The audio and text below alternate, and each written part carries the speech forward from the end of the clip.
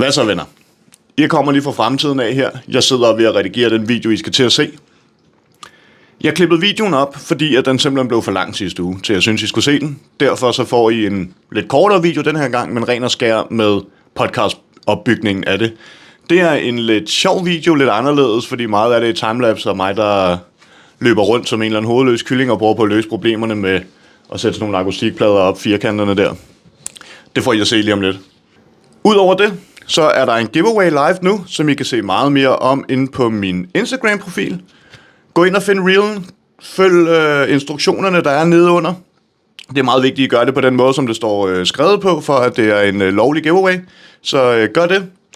Og hvis I ikke allerede har subscribet herinde, så gør det, fordi vi begynder stille og roligt på nogle af de lidt større projekter. Et lille gameshow, der stille og roligt begynder at blive filmet her. Manuskriptet er skrevet, det lavede jeg her den anden dag, det er jeg begyndt at dokumentere også. Det er en video, der kommer op, jeg dokumenterer hele behind the scenes, om hvordan og hvorledes jeg har kodet til det her gameshow, der kommer op. Så stay tuned for det. Og udover det, så starter videoen lidt mærkeligt, fordi noget af lyden, den blev ikke optaget på det første klip, I får. Men det kan I se mere om lige om lidt. Jeg står her frem i tiden. Jeg har fået min medicin nu, jeg er blevet klippet. Så jeg kommer til at se lidt mere hjemløs ud lige om lidt i videoen her. Og jeg kommer til at brokke mig over, at jeg stadigvæk har ondt over min gigt. Så stay tuned, følg videoen og meget gerne like, kommentere og abonnere. Sådan så at vi får noget flow i gang herinde på den her Instagram-side. De hjælper sindssygt meget på algoritmen, eller hvad de kalder det, den der algoritme, et eller andet noget der. Det lyder rigtig YouTube, det lyder rigtig professionelt. Jeg aner ikke en skid om, hvordan det fungerer, men jeg ved, at alle andre beder om at få en like. Og jeg kan se, det hjælper. Så vil I gøre mig en kæmpe tjeneste. Subscribe og like videoen. Smid en kommentar på, hvor grim eller pæn jeg er blevet, efter jeg er blevet klippet, eller at det, jeg laver, det er noget lort. Jeg er sådan set ligeglad. Hvis I smider en eller anden form for kommentar og en thumbs up, så vil jeg blive super, super glad. Men lad os komme ind i videoen, og så håber jeg, I synes om, hvad vi har fået brygget sammen dernede. Vi ses på den anden side.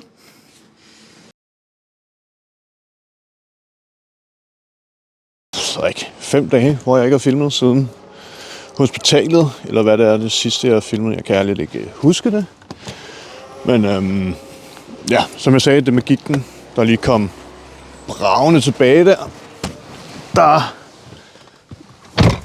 Det blev så slemt, at jeg har måttet dække mig ind med noget smertestillende, som har fjernet lidt overskud til at ville filme.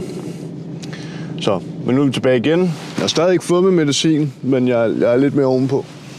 Jeg er ikke så ondt i dag. Så det, der kommer til at ske nu, er, at nu får jeg langt om længe taget noget sammen. Nu går vi ned og får lavet. Nu får vi sgu lavet det studie færdigt. Vi skal ned og hente nogle akustikplader ned hjem og fix, så vi kan finde nogle plastikplanter, fordi så gode er vi til at holde planter i liv, at vi ikke tør rigtige planter. Og skal vi se, om vi kan finde noget lys. Og så kommer der en lille montage, hvor jeg sætter det op. Maleriet med logoet har jeg fundet en anden plan til. Vi har fået lavet nogle tryk af vores logoer, mig og Rasmus. Dem får I at se på et tidspunkt også. Og de er simpelthen kommet ud og blevet så gode, at jeg bestiller et tryk den vej igennem i stedet. Og så slipper jeg for selv at male det. Så har jeg lavet til gode, som vi kan lave et eller andet fedt på. Så bliver det vejen frem. Så det bliver bestilt. Det kommer nok ikke til næste podcast. Den har vi skrevet færdig. Den kommer her den 20. Det kan godt være, når den her video er ude, at vi faktisk er ved at filme den. Det med, at det bliver nogle korte episoder, vi får lavet, det tror jeg ikke rigtig holder, fordi vi dykker ned i nogle ret store emner. P.D. sidst. Den her bliver der også noget, plus vi har vores gæst med, og nogle ret store emner i tattoo-snakken. Så jeg tror, vi skal se frem til, at det med, at den kun kommer en gang om måneden, så bliver det nogle lidt længere podcast, der kommer ud. Men det korte og lange er, vi er tilbage på sporet, vi filmer noget mere vlog, vi får lavet podcaststudie nu, så bliver der lidt at se på der. Kan I se meget op med en skruemaskine, fordi det er jeg bare verdensmester til. Det bliver sikkert skævt, men i mindste gør det selv. Nu er vi lige Simon. Hvad så, buddy? Hvad laver du? Jeg er lige på vej hjem og fix. Hjem og fix? Ja, jeg skal hjem og fix. Så kommer du tilbage? Ja. Vi ses lige om lidt. Det var Simon. Men yes. Jeg vender tilbage.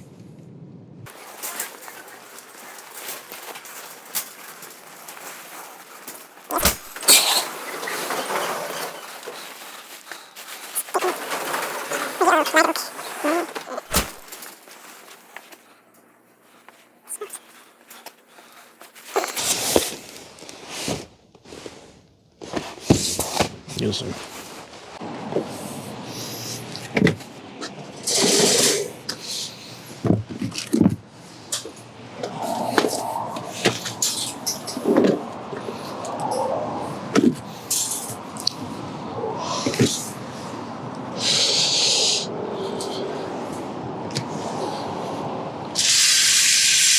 Så bliver man jo lige kaldet med,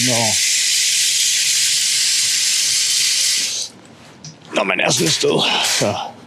Men ja, det bliver pisse godt der. Det bliver pisse godt. What?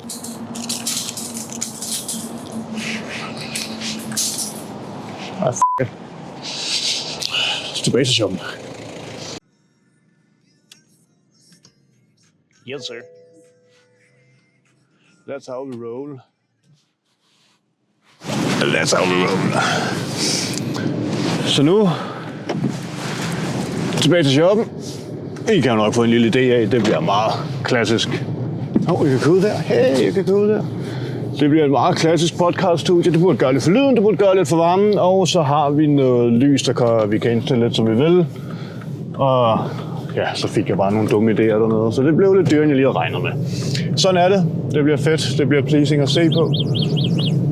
Okay. Så vi får en bøde lige om lidt.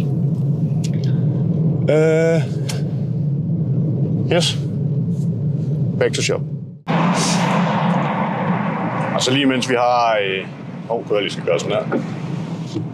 Og så lige mens vi har køreturen her, så skal vi jo lige lave en klassisk YouTube-ting. Det vil betyde helt vildt meget, hvis I vil like videoen. Lige smid en kommentar. Hvad kan jeg gøre bedre? Hvad er jeg pisse dårlig til? Ser jeg pisse dårlig ud? Skal jeg til at barberes? Det ved jeg godt, jeg skal. Det skal I ikke sige. Det ved jeg godt. Men endelig, og så subscribe på kanalen. Lad os få tingene ud. Det her, det er jo som sagt kun opstarten på, hvad der kommer til at ske. Men det vil betyde sindssygt meget, hvis I vil like, subscribe og stay tuned for more content. Ikke? Er det ikke sådan, de siger? Er de rigtige YouTubere? Det ved jeg ikke, men nu får I den lige. Ikke? Tak for det. Kæmpe support. Jeg synes, det er fedt, I gider at se med. Jeg synes, det er fedt, der allerede er kommet så meget... at der er så mange, der gider at se med, at vi på 2 uger er kommet op over 100 serier, 150 serier på nogle af videoerne og sådan noget. Det visninger, det synes jeg er helt... Jeg ikke turde håbe på. Jeg gjorde bare det her for sjov, og jeg synes faktisk, at det er gået. Jeg havde ikke nogen forventninger til det. Det gør det bare for sjov. Og se, hvad det kan gøre. Spreder os lidt ud på det medie her. Men jeg synes sgu, det virker som om, at der er kommet noget positiv feedback, og I gider at se det. Men jeg snakker for meget, det ved I. Like, comment og subscribe. Eller like, kommentere og abonnere. Det lyder ikke så godt på dansk, gør det det? Så like, comment, subscribe. Vi ses i shoppen. De herrer. Jeg skal bruge en hjælp. Hvad? Jeg skal bruge en hjælp. Hvad skal jeg holde den her? Det må du godt. Hvad skal du bruge hjælp til? Skal du tømme bilen? Ja, Fedt. det gør vi bare. Er du med på YouTube? Jo. Jo. Lad os gå i gang. Er du ked af det, min ven? Nej. Så er vi sgu tilbage ved podcaststudiet. Og det vi snakker om er... Ja, hvordan er det?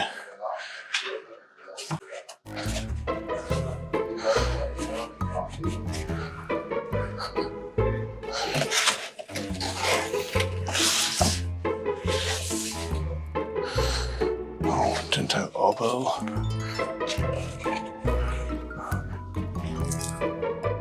4. Jeg tror sgu, det er meget godt, det her.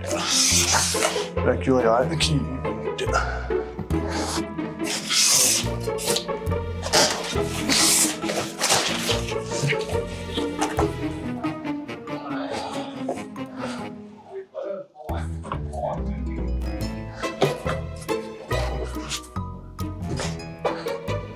Og så vil jeg gerne have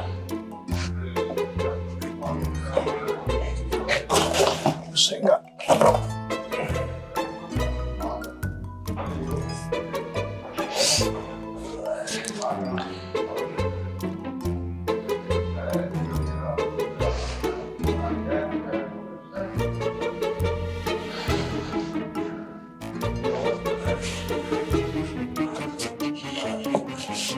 Eller så er for den næste række.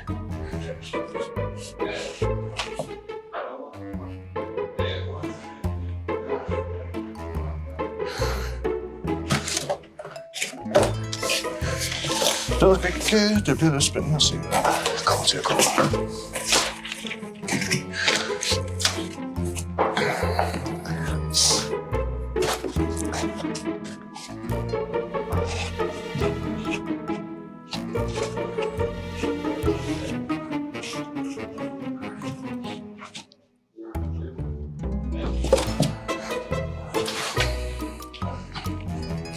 Så skal man så skære det til. Det kommer til at blive mærkeligt. Men det kunne man godt.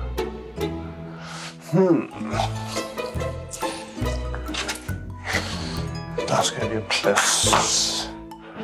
Det kan jeg gøre herovre.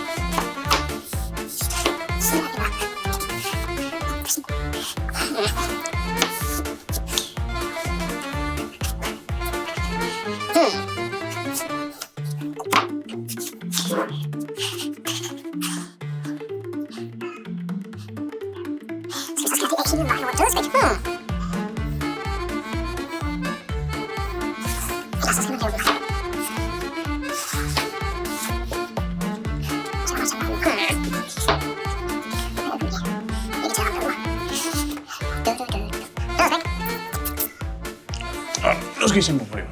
Ja, undskyld råd for noget, men det er ved at under ombygning. Så det skal I se her. Mit problem er, at den har den kant der, og den har den der også. I zoomer tilbage på den. Og der har den to stederne, og det har den ikke to stederne, som I kan se. Så det med at få dem til at vende sammen. Sådan der eventuelt. For jeg kan meget godt lide det der. Så spørgsmålet er, om man skal gengive det. Men hvordan skal man så lige gengive det? Så skal, fordi så er det netop, hvis jeg gør sådan her, og lægger den op her, så den ligger op til, så får vi et stort mellemrum lige der. Lige der. Og det vil jeg helst ikke. Og slet ikke, når vi så også gør, at det bliver hele vejen. Det synes jeg måske er lidt noget.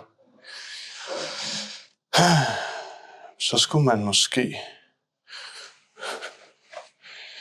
Så er spørgsmålet, skal vi så skære dem væk, dem der? Hele vejen ned. Det kunne man jo godt, fordi så kom det helt tæt også. Det tror jeg gør. Det tror jeg sgu, jeg gør.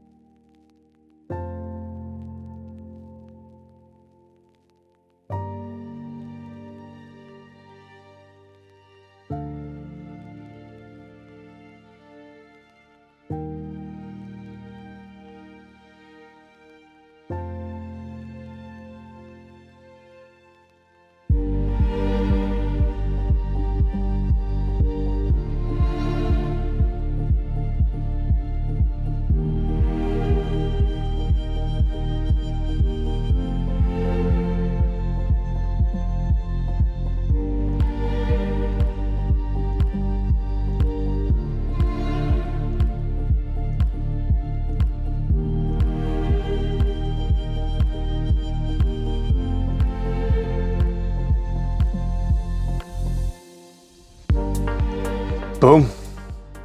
Så fik vi sgu da lidt bedre styr på selve podcaststudiet, hvor vi skal sidde. Maja Blok, Black Beats og røverhistorier kommer til at være, og I kan lige få lov at se her. Kan vi gøre sådan der. Den cirka point of view. Nu har jeg lige lukket døren, hvor at kameraet plejer at være. Men det bliver cirka der. Så det bliver sgu meget fedt. Det gjorde meget. Så kommer der lige nogle små ting ellers. Der kommer vores logo i midten her. Hvor vi kameraet inde. Det der. Logo kommer til at være der. Kommer til at fylde lidt mere end en firkant der. Så logo kommer til at være i midten.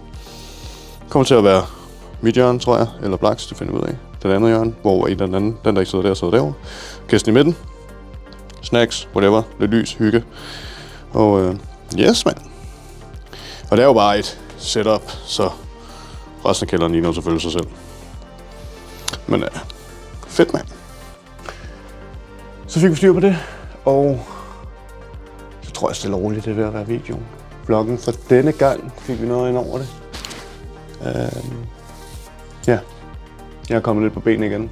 Men kan stadig ikke fået færdig med medicin, men jeg må ikke, det kommer ind af dagene, og så er det jo også ved at være på tide, at man lige skal ned og stuses en gang, så jeg ved det godt.